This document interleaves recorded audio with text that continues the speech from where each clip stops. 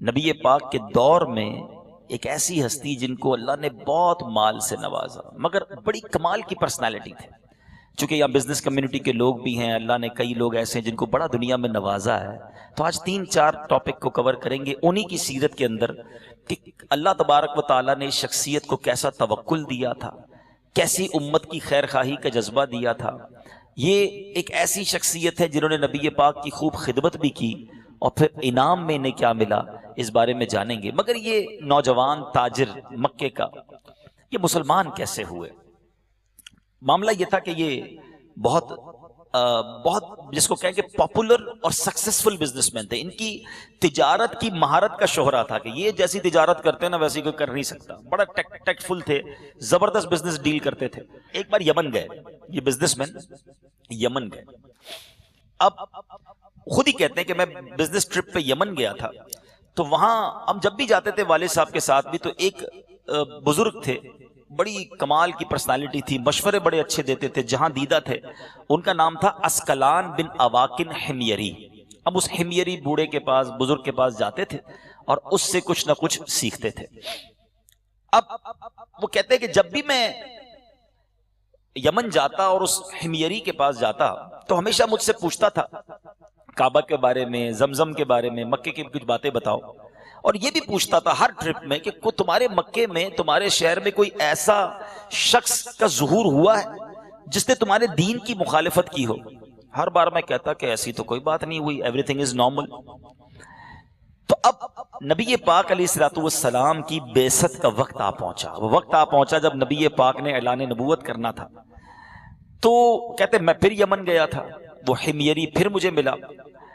اب اس کی اتنی طبیعت خراب ہو گئی تھی، اتنا بوڑھا ہو گیا تھا کہ آنکھوں کی بینائی بھی اس کی جانے لگی تھی، قوت سماعت بھی اس کی متاثر ہو گئی تھی، آنکھوں پر پٹی بندھی تھی، مجھے پہچان بھی نہیں سکا. میرا نام پوچھا تو میں نے بتایا کہ میں وہی ہوں. تو کہا اچھا تم ہو جو ہر بار آتے ہو میرے پاس. تو اب پھر کہنے لگا کہ تمہارے یہاں میں تم کو کوئی عجیب و غریب خبر نہ دوں جو تمہارے بزنس سے زیادہ تمہیں فائدہ دے. وہ نوجوان بزنس مین کہتا ہے ضرور بتائیے. وہ کہتے ہیں کہ پچھلے مہینے تمہاری قوم میں ایک ایسا نبی مبعوث ہو گیا ہے جس کو اللہ تعالیٰ نے مقام مصطفیٰ اور مرتضیٰ پر فائز کیا ہے. اس پر کتاب نازل فرمائی جائے گی، وہ بت پرستی سے روکے گا، حق کی دعوت دے گا، بلکہ شرک کو جڑ سے اکھاڑ پھینکے گا. جب یہ باتیں سنی تو بڑا انٹرسٹ ہوا مجھے کہ حضور کچھ اور بتائیے. تو انہوں نے کہا کہ وہ تمہارے رشتہ دار بھی ہیں، جو اللہ کے نبی مبعوث ہوئے ہیں نا، تم بھی قریشی ہو، وہ بھی قریشی ہیں، اور وہ تمہارے رشتہ دار بھی ہیں. اب میری خیر خواہی کرتے ہوئے وہ حمیری بزرگ کہتے ہیں کہ ایسا کرو، ٹرپ شارٹ کر دو، بزنس چھوڑو، واپس جاؤ، جلدی جاؤ اور جا کر ان پر ایمان لے آؤ، ان کے قبیلے میں شامل ہو جاؤ، اور دیکھو جا کر میرا سلام بھی کہنا. اور یہ اشعار میں نے کچھ ان کی شان میں لکھے ان کو سنانا. یعنی نبی پاک کو اس شخص نے دیکھا نہیں تھا، مگر نعت خوانی کب سے جاری ہے ذرا سنیے گا. تو کہتا ہے کہ جا کر یہ کچھ اشعار میں نے لکھے ان کی شان میں، ان کو جا کر سنانا. وہ اشعار بھی یاد کر لیے، کاروباری معاملات جلدی وائنڈ اپ کی اور فوراً مکے پہنچا. اب جب مکے پہنچا تو سیدنا ابوبکر صدیق بھی ان کے فرینڈ تھے.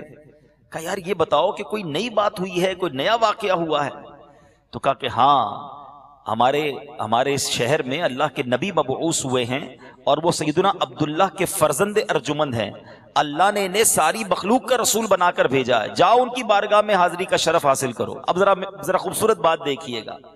وہ بزنس مین کہتا ہے کہ میں دوڑتا ہوا جب بارگاہ رسالت میں گیا تو نبی پاک علیہ الصلوۃ والسلام نے مجھے دیکھا اور مسکرائے. فرماتے میں خوش نصیب چہرے کو دیکھ رہا ہوں اور مجھے اس سے خیر کی خبر کی امید ہے. ابھی میں نے کچھ نہیں کہا ہے، نبی پاک نے مجھے دیکھ کر فرمایا کہ میں ایک خوش نصیب چہرے کو دیکھ رہا ہوں. اور پھر فرمایا کہ یہاں آنے سے قبل تمہارے ساتھ کیا معاملہ ہوا اے ابو محمد؟ میں نے عرض کی یہ تو آپ بتائیے نا، آپ اللہ کے رسول ہیں تو آپ بتائیے میرے ساتھ کیا معاملہ ہوا ہے. تو نبی پاک نے فرمایا تمہارے پاس میری ایک امانت ہے، کسی نے تمہیں میرے لیے امانت دی ہے. غیب کی خبر دیتے ہوئے اللہ کے رسول فرماتے ہیں تم بتاؤ تمہارے پاس ایک امانت ہے، جلدی سے مجھے بتاؤ، کیونکہ جس نے پیغام بھیجا ہے نا وہ حمیر کا رہنے والا ہے اور خاص مومنین میں سے ہے. اب یہ بزنس مین شاکڈ کہتے ہیں میں نے بات ہی شروع نہیں کی، انہوں نے اس کا گاؤں بھی بتا دیا، امانت ہے یہ بھی بتا دیا، یعنی وہ اشعار جو لے کر آیا تھا فوراً کلمہ پڑھ کر مسلمان ہو گئے۔ اب نبی پاک کو وہ اشعار میں نے سنائے۔ اللہ کے حبیب علیہ الصلوۃ والسلام نے فرمایا کہ کچھ لوگ ایسے ہیں جو مجھ پر بن دیکھے ایمان لائے ہیں، وہ میری رسالت کی تصدیق بھی کرتے ہیں، یہ تمام لوگ میرے سچے بھائی ہیں۔ ہم یقیناً گناہگار ہیں، لیکن اللہ کے حبیب نے ان لوگوں کو دعاؤں سے نوازا ہے جو بن دیکھے نبی پاک پر ایمان لائے ہیں۔ الحمدللہ ہم بھی نبی پاک پر ایمان لانے والوں میں دیکھا نہیں ہے مگر اپنی جان سے زیادہ ان سے پیار کرتے ہیں۔ اب آپ جاننا چاہیں گے وہ نوجوان کون تھا، وہ ینگ بزنس مین کون تھا کہ جس کو اس طرح نبی پاک کی ایک شاندار کمال کو دیکھ کر، معجزے کو دیکھ کر، غیب کی خبر کو دیکھ کر وہ ایمان لائے۔ وہ کوئی اور نہیں، وہ حضرت عبد الرحمن بن عوف رضی اللہ تعالیٰ عنہ تھے۔ حضرت عبد الرحمن بن عوف کا نام بہت سارے لوگوں نے سنا ہوگا، مگر ان کی سیرت کے بارے میں بہت کم باتیں لوگوں کو پتا ہے۔ تو آج میں نے اس لیے اس ٹاپک کا انتخاب کیا کہ ہم عشرہ مبشرہ میں سے یہ وہ ہستی ہیں۔ یاد رکھیے صحابہ کرام کی کچھ کیٹیگریز ہیں۔ صحابہ کرام میں کچھ وہ صحابہ کرام ہیں جو ون آف دا ٹاپ صحابہ کرام کہلاتے، وہ ہیں خلفائے راشدین، 4 صحابہ کرام، ٹھیک ہے۔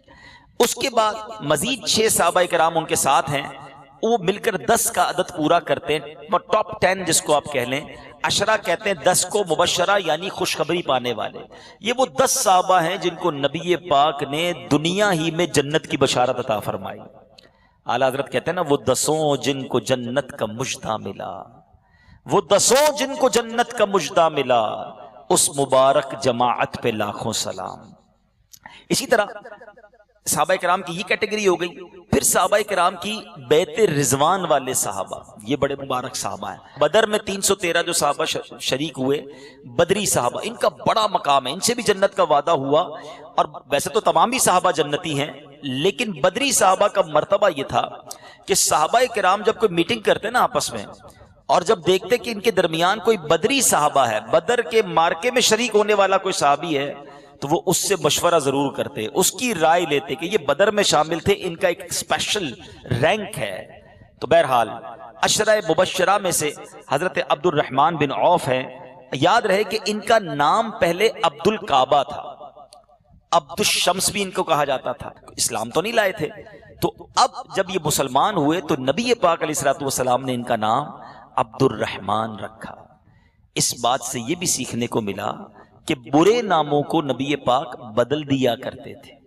آج بھی اگر کسی کا ایسا نام ہے کہ جس کا نہ مطلب بنتا ہو بلکہ بعض اوقات بڑے رانگ میننگ بنتے ہیں، لوگ معلوم تو کرتے نہیں ہیں، تو اس کو بدل دینا، یہ نبی پاک کی اچھے نام سے بدل دینا پیارے آقا کی سنت مبارکہ ہے۔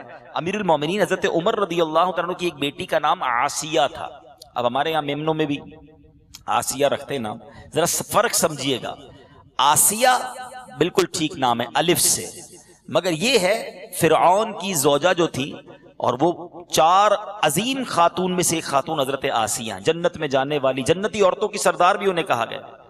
بلکہ ایک اور چلے معلومات میں اضافہ کر دوں، حضرت آسیہ وہ عظیم خاتون ہیں کہ جنہوں نے حضرت موسیٰ کی پرورش کی۔ موسیٰ نام بھی حضرت موسیٰ کو دینے والی حضرت آسیہ ہی ہیں، اور حضرت آسیہ کو اللہ نے فرعون کے قرب سے ہمیشہ بچا کر رکھا، اور حضرت آسیہ کو جس بے دردی سے شہید کیا گیا اور جو آپ نے صبر کیا، اس کا انہیں صلہ یہ ملے گا کہ نبی پاک کی جنت میں وہ زوجیت میں ہوں گی، پیارے آقا کے ساتھ ان کا نکاح جو ہے وہ جنت میں ہوگا۔ یہ وہ عظیم خاتون۔ لیکن ہم آسیہ اور آسیہ میں فرق نہیں سمجھتے۔ آسی کا مطلب کیا ہوتا ہے؟ گناہگار۔ آسیہ گناہگار لڑکی۔ تو ایک صحابی کی بیٹی، جیسے ہم نے سنا حضرت عمر کی بیٹی کا نام آسیہ تھا، تو نبی پاک نے ان کا نام بدل کر جمیلہ رکھ دیا۔ تو نام اچھا رکھنا چاہیے، لیکن یہاں ایک بڑا ہی عجیب و غریب معاملہ یہ ہے کہ ہم ایک عجیب کمپلیکس کا شکار ہیں۔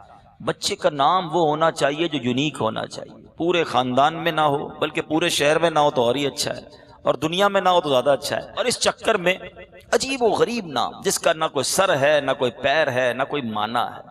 حالانکہ حدیث سنیے، نبی پاک علیہ الصلوۃ والسلام فرماتے ہیں قیامت کے دن تم اپنے باپوں کے ناموں سے پکارے جاؤ گے، لہٰذا اپنے اچھے نام رکھا کرو۔ اپنے بچوں کے ہمیں نام اچھے رکھنے چاہیے۔ اب ذرا سوچے کہ کوئی ٹیڑھا میڑھا نام رکھ دیا اور قیامت میں اسی نام سے پکارا جائے، تو نہیں، ہمیں صحابہ کے نام پر، انبیاء کے نام پر، خود نبی پاک کے نام پر ہمیں اپنے بچوں کے نام، اور اسی طرح عورتوں میں، لڑکیوں میں صحابیات کے نام پر، تاکہ نسبت ملے، برکت ملے۔ لیکن ہم کہتے ہیں یار وہ خاندان میں ایک محمد ہے نا، خاندان میں ایک احمد بھی ہے، ذیشان بھی ہے، تو جناب فلاں بھی ہے، تو اب کوئی اور نام رکھنا ہے۔ تو کوئی حرج نہیں ہے خاندان میں اگر دو چار ایک ہی نام جیسے ہو جائیں۔ امام غزالی کو کون نہیں جانتا؟ مگر آپ کو پتہ ہے امام غزالی کا نام کیا تھا؟ امام غزالی کا نام محمد، ان کے والد کا نام محمد، ان کے دادا کا نام بھی محمد، محمد بن محمد غزالی علیہ رحمت اللہ الوالی، یہ آپ کا نام ہے۔ مگر نہیں، ہمارے عجیب سا کمپلیکس ہے۔ اب اس چکر میں کتنی غلطیاں کرتے ہیں۔ ایک خاتون کے بارے میں پتا چلا، ان کی پہلی بچی ہوئی، انہوں نے نام رکھا، انہوں نے سوچا اچھا ایک اور کرتے کیا ہے، اپنے طور پہ فیصلہ کرنا ہے نا، قرآن سے نام رکھنا ہے۔ قرآن کھولیں گے اور جو لفظ سمجھ آئے گا نام رکھ لیا۔ تو قرآن میں تو شیطان بھی لکھا ہوا ہے، قرآن میں تو خنزیر بھی لکھا ہوا ہے، تو ہر قرآن کے لفظ کا نام تو نہیں رکھا جائے گا، معنی بھی تو پوچھا جائے گا۔ تو وہ خاتون تھی، ان کے یہاں بچی پیدا ہوئی، انہوں نے کیا نام رکھا؟ انا اعطیناک الکوثر۔ ہاں کوثر، پہلی بیٹی کا نام رکھا کوثر۔ دوسری بیٹی پیدا ہو گئی، پھر کھولی سورہ کوثر، فصل لربک وانحر، دوسری بیٹی کا نام ونحر۔ ونحر کے معنی کیا ہیں؟ ذبح کا معنی، آپ نے بچی کا نام رکھ دیا، ٹھیک ہے جناب۔ تیسری پیدا ہو گئی، اِنَّا شَانِئَكَ هُوَ الْأَبْتَرُ، تیسری بیٹی کا نام ابتر۔ اب ابتر کے معنی نسل منقطع ہو جانے والا، کٹی ہوئی نسل والا، اس طرح کا کچھ اس کا معنی بنتا ہے۔ اب سوچئے کہ ہر لفظ قرآن میں نام رکھنے والا تو نہیں ہے نا، کہیں عذاب کا ذکر ہے، کہیں سزاؤں کا ذکر ہے، تو یونیکنیس کے چکر سے نکلیے اور اپنے بچوں کے نام بزرگوں کے نام پر رکھیں۔ اور سبحان اللہ، صدر الشریعہ بدر الطریقہ مفتی امجد علی اعظمی کے فرماتے ہیں سب سے بہترین نام اگر کوئی ہے دنیا میں لڑکے کے لیے تو وہ نام محمد ہے، کیونکہ اللہ نے اپنے نبی کا رکھا نا۔ اگر کوئی اور نام اچھا ہوتا تو اللہ اپنے حبیب کا کوئی اور نام رکھ دیتا۔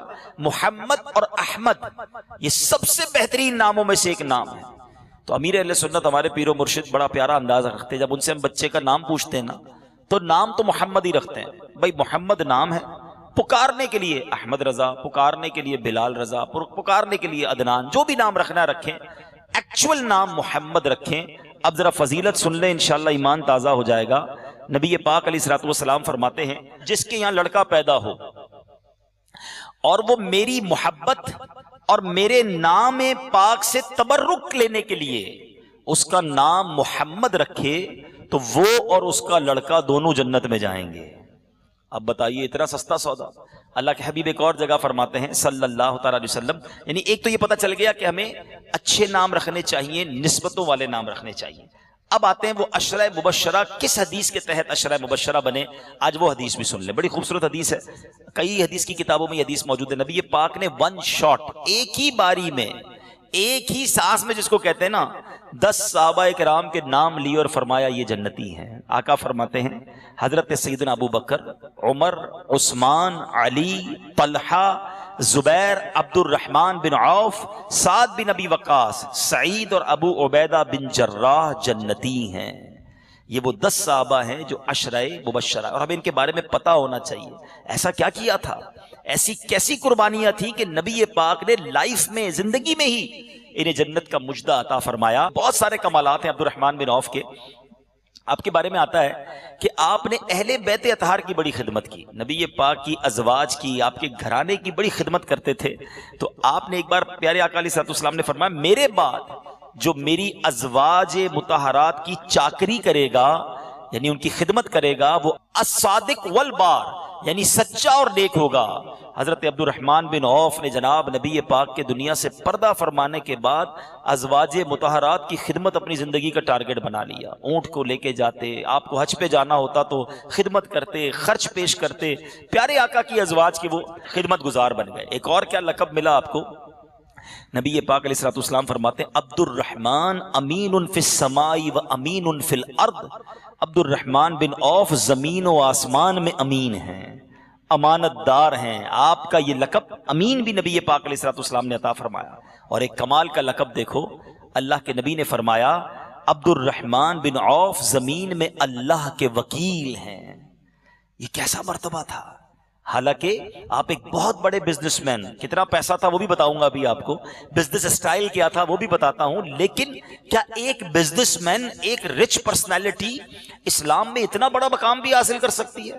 اتنے بڑے بڑے القاب اللہ کے نبی فرما رہے ہیں۔ پیارے آقا علیہ الصلوۃ والسلام نے ایک اور بڑی پیاری دعا فرمائی کہ جنت میں داخل ہونے والے میری امت کے مالداروں میں سب سے پہلے عبد الرحمن بن عوف جنت میں داخل ہوں گے، یعنی رچ پرسنالٹیز کے بھی جو سردار ہیں جنت میں جانے والوں میں عبد الرحمن بن عوف کا نام ہوگا۔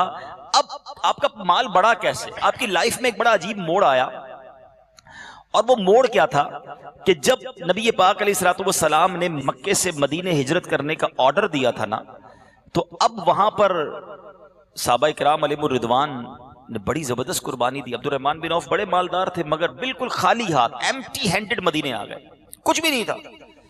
اب بڑے بڑے صحابہ کرام جنہوں نے گھر چھوڑا، کاروبار چھوڑا، مکے سے مدینے آئے، تو نبی پاک نے ایک شاندار اناؤنسمنٹ کیا۔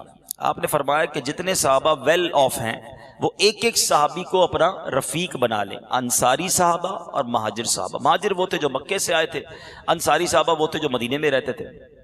تو ایک کے ساتھ ایک کو کر دیا، رفیق بنا دیا کہ بھائی آپ کاروبار بھی اس کو کروائیں، گھر بھی دیں، اس کو کھانا وانا دیں، تاکہ بالکل ایمٹی ہینڈڈ ہیں تو ان کا ارینجمنٹ ہو جائے۔ کمال کا اعلان تھا۔ ایک انصاری صحابی تھے سعد بن ربی رضی اللہ تعالیٰ عنہ، بہت ویل آف تھے، پیسے والے تھے۔ نبی پاک نے حضرت عبد الرحمن بن عوف کو ان کے ساتھ کر دیا کہ آپ دونوں رفیق ہیں۔ سعد بن ربی نے کمال کا آفر کیا، وہ کہتے ہیں حضرت میرا یہ بزنس ہے، آدھا آپ کا، یہ میرے پاس 2 گھر ہیں، ایک گھر آپ کا، حضور میری 2 بیویاں بھی ہیں، آپ دونوں میں سے کسی ایک کو پسند کر لیں، میں ایک کو طلاق دے دیتا ہوں، آپ اس سے شادی کر لیں۔ لک ایٹ دا ایثار، لیول آف ایثار۔ نبی پاک نے رفیق بنایا، ہر چیز میں ہاف۔ عبد الرحمن بن عوف رضی اللہ تعالیٰ کی خودداری دیکھیں، نہ مال قبول کیا، نہ گھر قبول کیا، نہ شادی کی آفر قبول کی۔ کہتے مجھے کچھ نہیں چاہیے، بس مجھے بتاؤ بازار کدھر ہے، بزنس مجھے آتا ہے، مجھے بازار کا راستہ بتا دو۔ انہوں نے کہا اچھا ٹھیک ہے، انہوں نے بازار کا راستہ بتایا۔ آپ نے بہت چھوٹے سے سرمایے سے گھی اور پنیر کا کام شروع کیا، اور اللہ نے انہیں اتنا مالدار بنایا کہ اس دور کے سب سے زیادہ مالدار آپ بن گئے۔ یہ کیسے ہوا؟ زیرو سے اتنا اوپر۔ حلال تھا، سچ تھا، اور پھر کمانے کے بعد سخاوت تھی۔ اور نبی پاک علیہ الصلوۃ والسلام نے ایک شاندار آپ کو دعا دی تھی۔ آپ نبی پاک کی آل کی جب خدمت کرتے تھے نا، تو اللہ کے نبی علیہ الصلوۃ والسلام نے دعا دی تھی کہ اللہ تمہارے مال میں برکت دے اور قیامت کے دن تمہارے حساب میں نرمی فرمائے۔ اس کی وجہ یہ تھی کہ حضرت عبد الرحمن بن عوف کے پاس جب نبی پاک علیہ الصلوۃ والسلام کی بارگاہ میں ایک بار آئے تھے نا، تو کہتے تھے میرے پاس 8000 درہم تھے ٹوٹل، مگر نبی پاک علیہ الصلوۃ والسلام نے جب صدقے کی رغبت دلائی تو 50% 4000 نبی پاک کو پیش کر دیے، 50% دے دیا۔ نبی پاک نے فرمایا جو تمہارے پاس بچ گیا نا، اللہ اس میں برکت دے دے، تمہارے مال میں برکت دے دے۔ ایسی دعا کی۔ عبد الرحمن بن عوف کہتے ہیں بس وہ دعا کے بعد حال یہ ہوا کہ مجھے یقین ہوتا تھا میں پتھر بھی اٹھاؤں گا نا، اس کے نیچے سے سونا نکلے گا۔ ہر بزنس ڈیل ترقی کرتی گئی۔ اور آپ کے انتقال کے بعد آپ کا ترکہ کتنا تھا ذرا غور کیجئے گا، 4000 درہم تھے۔ اللہ کے نبی نے دعا دی تھی جب آپ کا ورثہ تقسیم ہوا تو آپ کے ورثے میں اتنا سونا تھا کہ کلاڑے سے سونا توڑتے توڑتے توڑنے والوں کے ہاتھوں میں چھالے پڑ گئے، مگر وہ سونا کٹتا نہیں تھا، ڈسٹریبیوٹ نہیں ہو پا رہا تھا، اتنا مال تھا۔ تو یہاں آج ایک بات کلیئر ہو جائے کہ مالدار ہونا یہ شریعت کے لیے مذموم نہیں ہے، ڈسکریج نہیں ہے، بلکہ ایک بڑی پیاری بات آج سنیں گے آپ انشاءاللہ۔ نبی پاک علیہ الصلوۃ والسلام فرماتے ہیں کہ دنیا جو ہے نا وہ میٹھی ہے۔ حدیث پاک کا مضمون ہے کہ جو اس کو حلال طریقے سے خرچ کرتا ہے، حلال طریقے سے کماتا ہے، اس کے لیے بڑی میٹھی ہے۔ عذاب اس کے لیے ہے جو تکبر کے لیے، دکھلاوے کے لیے، حرام ذریعے سے کمائے اور لوگوں پر پراؤڈ کے لیے کمائے، تو یہ اس کے لیے عذاب ہے۔ قرآن مجید فرقان حمید میں سبحان اللہ قرآن کیا کہتا ہے؟ ان ترک خیرا الوصیہ، اور کچھ مال چھوڑے تو وصیت کر جائے۔ تو پتا چلا کہ قرآن نے خود خیر فرمایا ہے مال کو، مگر یہ مال کس کے لیے اچھا ہے؟ سنیے گا، اللہ کے نبی فرماتے ہیں لا بأس بالغنی لمن اتقا، متقین کے غنی ہونے میں کوئی حرج نہیں ہے۔ جو لوگ اللہ سے ڈرتے ہیں نا وہ مالدار ہو جائیں، کوئی غم نہیں ہے، لیکن خوف اللہ کا نہیں ہے اور پیسہ آ جائے تو وہ بڑا ڈینجرس ہو جاتا ہے. یہ بہت باریک سی لائن ہے. اللہ مجھے اور آپ کو غنی کر دیں، ہم یہ دعا ضرور کرتے ہیں، مگر ساتھ تقوی کی دولت بھی عطا فرمائے. کچھ لوگ بڑی عجیب بات کرتے ہیں، حرام کما رہے ہوتے ہیں، غلط کام کر رہے ہوتے ہیں، کہتے ہیں بہت اللہ کا کرم ہے، یہ سب اللہ کی مہربانی ہے، اللہ نے مجھے بہت نوازا ہے. حرام کام کر کے، حرام کما کے آپ یہ کہہ رہے ہیں اللہ نے نوازا. سمجھنا پڑے گا، ایک بڑی باریک لائن ہے. علماء سے پوچھا گیا کہ اللہ تعالیٰ ہمیں جو مال دیتا ہے، ہمیں جو شہرت دیتا ہے، ہمیں جو عزت دیتا ہے، یہ ہمیں کب پتا چلے کہ یہ نعمت ہے یا آزمائش ہے؟ ویری بیوٹیفل آنسر، اس کو آج یاد کر کے جانا ہے. جو نعمت، جو مال مجھے اللہ سے قریب کر دے، سمجھ لو وہ اللہ کی نعمت ہے. اور جو مال، جو عزت، واٹ ایور نعمت مجھے ملے اور میں اللہ سے دور ہو جاؤں تو سمجھ لے یہ میری آزمائش شروع ہو گئی ہے، یہ مجھے سمجھ لے تباہی کی طرف لے کر جا رہی ہے. سیدنا عبد الرحمن بن عوف رضی اللہ تعالیٰ کی سیرت مجھے اور آپ کو سب کو درس دے رہی ہے. آپ کا توکل کیا تھا؟ زیرو تھے، ہاتھ نہیں پھیلایا. یہ بہت سو کے لیے درس ہے. ذرا سی تنگی ہوتی ہے، تھوڑے پیسے کم ہو جائیں، لوگوں سے مانگنے نکل جاتے ہیں. نہیں، حدیث میں یہ انگارہ کہا گیا. بات بات پر نہیں مانگنی چاہیے کسی سے مدد. شاعر کہتے ہیں نا، کسی کا احسان کیوں اٹھائیں، کسی کو حالات کیوں بتائیں، تمہیں سے مانگیں گے تم ہی دو گے، تمہارے در سے ہی لو لگی ہے. توکل تھا نا، خودداری تھی، اور پھر تھوڑا مال آیا، خرچہ کرنا شروع کر دیا اللہ کی راہ میں. اللہ نے کتنی برکت ڈال دی. تو آج جو بیان کا مین ٹاپک ہے نا، وہ یہ ہے کہ شریعت ہمیں مال کمانے سے منع نہیں کرتی.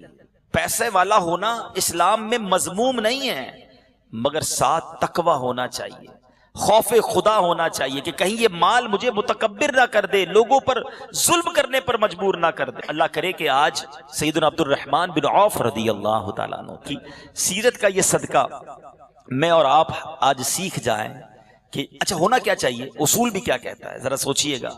ایک بندہ گناہگار ہے، ٹھیک ہے، اور غریب بھی ہے، اللہ اسے مال دے، عقل کیا کہتی ہے کہ اب اس کی سجدے بڑھنے چاہیے، اس کی فرما برداری بڑھنی چاہیے، اس کے صدقہ خیرات بڑھنا چاہیے. مگر الٹا معاملہ ہے، بندہ غریب ہوتا ہے تو گناہ تھوڑے ہوتے ہیں، امیر ہوتا جاتا ہے تو گناہ بڑھتے چلے جاتے ہیں، پر نکلنا شروع ہو جاتے ہیں. یار میرے تو بڑے ارمان تھے یہ بھی گناہ کرنے کے، پیسے ہی نہیں تھے، اب پیسے آئے ہیں، چلو اب یہ بھی گناہ کرتے ہیں، اب یہ بھی عیاشی کرتے ہیں. استغفر اللہ. عقل یہی کہتی ہے اللہ ہم پر کرم بڑھائے، اللہ ہم پر مہربانی کرے تو ہم اس کی فرما برداری کو بڑھائیں، نافرمانی کو نہ بڑھائیں. تو یہ حضرت عبد الرحمن بن عوف گویا دوسرے لفظوں میں ایک رول ماڈل ہے بزنس کمیونٹی کے لیے، ایک رول ماڈل ہے مالداروں کے لیے کہ یہ بھی مالدار تھے مگر ہر غزوے میں نبی پاک کے ساتھ تھے، روزہ دار تھے، عبادت گزار تھے، صدقہ خیرات کرنے والے تھے، فقیروں کی مدد کرنے والے تھے. تو کاش میں اور آپ بھی ان کی سیرت کا یہ پہلو اپنا لیں. اور یہاں میں ایک دعوت لے کر بھی آیا ہوں. میں کئی بار ماشاءاللہ اس گھر پہ آتا ہوں اور ماشاءاللہ یہاں ہمارے کئی بھائی مجھے سننے بھی آتے ہیں اور ماشاءاللہ ہر مہینے یہ اجتماع کرتے ہیں. اللہ اس گھرانے کو سلامت رکھے اور برکتیں عطا فرمائے. لیکن میں یہ چاہتا ہوں کہ یہ جو کنٹینیوٹی ہے نا، یہ اب تھوڑی سی ایک سٹیپ اور آگے بڑھنی چاہیے کہ میرا اور آپ کا یہاں آنا، آ کر بیان سننا، اس کے بعد نیاز کھانا، چلے جانا.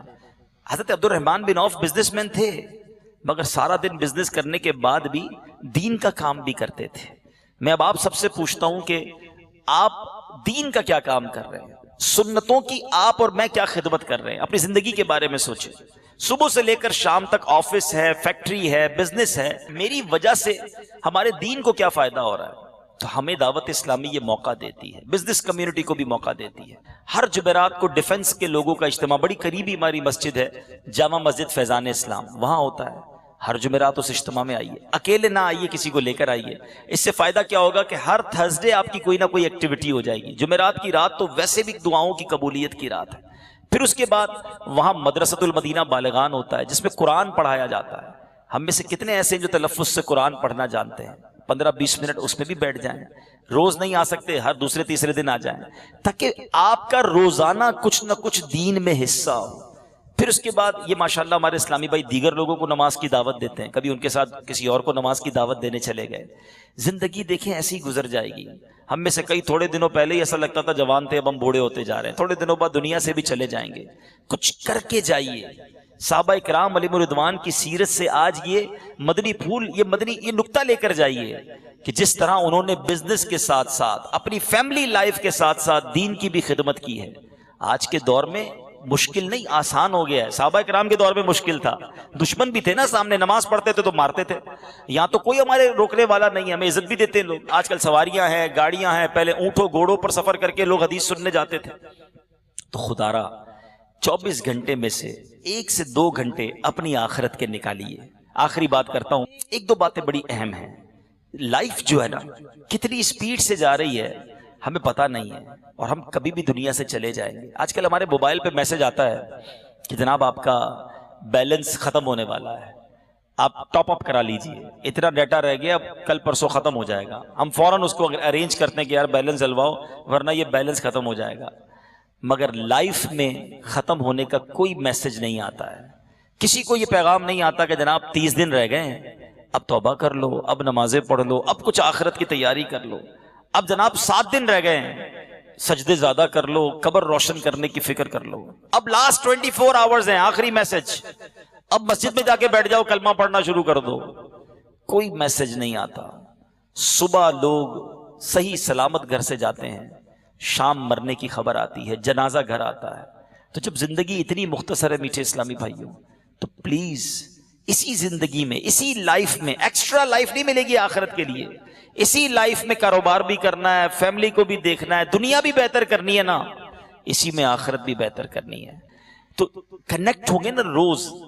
اچھوں کی صحبت تمہیں اچھا بنائے گی اور برے کی صحبت تمہیں برا بنا دے گی.